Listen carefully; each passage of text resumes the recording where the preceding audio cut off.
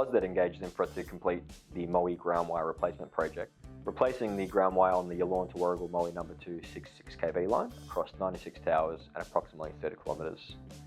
We had to remove the groundwire span by span, and we engaged Infravision, a drone string subcontractor, to pull the new draw ropes for us.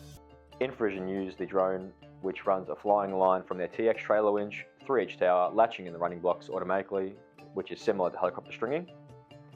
The winch then pulls through a larger rope from the other side of the run, which we connect to the new ground wire, and Zinfra line workers pull that through using traditional pull tensioner stringing methods.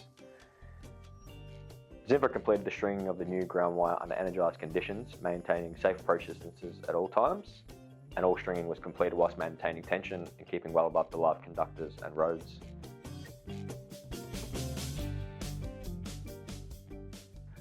Strong communication was key to keep the rope and ground wire under tension and above the live conductors.